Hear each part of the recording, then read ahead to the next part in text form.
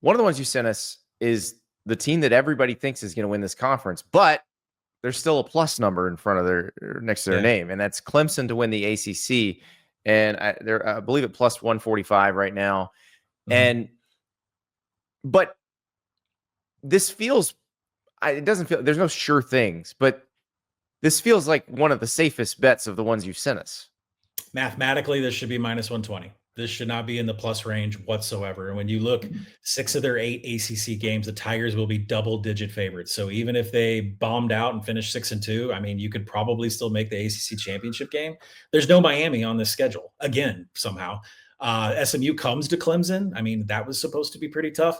Louisville, it could be a rough game. I don't know, or a testy game, I should say, but that's a revenge game because Clemson needs to win that one from last year. Georgia Tech could be testy, but Clemson didn't have a problem with them 2 years ago in the Buster Faulkner offense. So, it's a lot of dominoes have to fall for Clemson to not be in the ACC championship game. And think about Cade Klubnik, like everything finally clicked last year, 36-6 TD to INT ratio, a huge big time throw to turnover worthy play ratio that was more than 2-1. And the portal, oh my gosh, everybody, hell froze over. Dabo dipped into the portal. He went and got himself a wide receiver, Tristan Smith, who turned a lot of heads in the spring game. And then linebacker Jeremiah Alexander from Alabama led the team in tackles during the spring game. And by the way, instead of just promoting assistants to coordinator, Dabo Swinney hell froze over again because we have stepped out of that footprint of upgrading from inside. We went and got Tom Allen as a defensive coordinator. I mean, that is an elite defensive coordinator to go and grab. No matter where Tom Allen has been, the defense has usually been pretty elite. So there are a lot of things happening at Clemson in the positive perspective, especially with Dabo recognizing that you can hire outside of the organization and that you can go to the transfer portal if you have a hole. And I think everybody should recognize that. And also adding in one of what could be one of the best edge rushers in the country and will help. And then, having some good young talent at receiver, which is something that hasn't been the case there either for the past few years. And I wonder if you find them to be an attractive national championship play. Well, I think the non-conference slate is really why I kind of backed off the whole national title or to make the playoff. You see LSU on there. LSU should, I mean, to me, this is Brian Kelly's got to produce here. You see South Carolina in there, which, boy, I don't know what to do with them. They are just crazy. Game to game, you don't know which version of South Carolina you're going to get. And maybe they drop one to SMU at home. I doubt it. But I mean, the national title thing is now that we've had a year of this playoff in this format, you can still make the playoff with 2 losses. So you could lose LSU. I mean, it's the national title thing is so hard these days to predict because a 3-loss team is going to get in. 2-loss teams are absolutely still in the mix. Those are harder to predict. I think conference championships are where the bulk of money and investment should go rather than national title anymore because it's such a crapshoot that is being decided by a committee that is arguing with each other about the format and everything else. So I would rather leave it into my hands and say that this team can win their conference. The number I see on that's 18-1 though. That's a pretty big number for them, isn't it?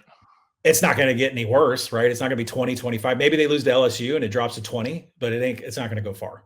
Yeah, I might put that in myself. 18-1's a lot for like I feel like they're one of the 5 core teams that you would anticipate would be in that position this year. I agree. 100%.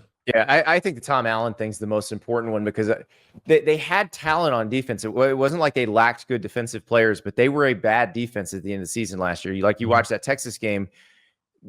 Texas was not that much more talented than them, but was just running through them like a high school team. And I feel like you bring in Tom Allen, he deploys the talent on defense a little bit better. Suddenly, you're on fairly equal footing with those teams that are competing for the national title. Yeah, everywhere Tom Allen has been. I mean, think of Penn State last year. I mean, that defense was just as elite as it always is, and Tom Allen was a great get. And I was surprised that Dabo finally decided to go outside the 4 walls of his complex and hire from outside. Hey, it worked with Brent Venables. That was the most important hire he ever made. So you mentioned LSU, and that's Clemson's first opponent. And this is not a play you sent us, but I'm just curious to get your take on LSU because you mentioned Brian Kelly's got to produce. Their numbers at 8.5. Yep. I think if you're an LSU fan, you're like, oh God, even 9 wins isn't good enough. Like I need more than that. But how tough is that to get over 8.5 with the schedule they have? I make it 8.85, so they're not on my radar, but they do return 85% on both sides of the ball. This is make or break. The problem that I've had with LSU, a couple of problems I've had with LSU. They're losing games at the end. And I don't know if that's coaching. I don't think it's players. I think it is coaching and the decisions that they're making. They're losing games at the end of the game, and that all points back to coaching. But they still have not found a defensive coordinator that can stop explosive plays. This used to be DBU. I mean, there used to be defensive backs at LSU that were elite and they would go to the NFL, and now they're getting burned year after year after year for explosive plays. And until we get a defensive coordinator that can stop those from happening in SEC play, it's just hard for me to back them and think that they can be good enough to win a national title. I mean, I love Nuss. I love the LSU team in general.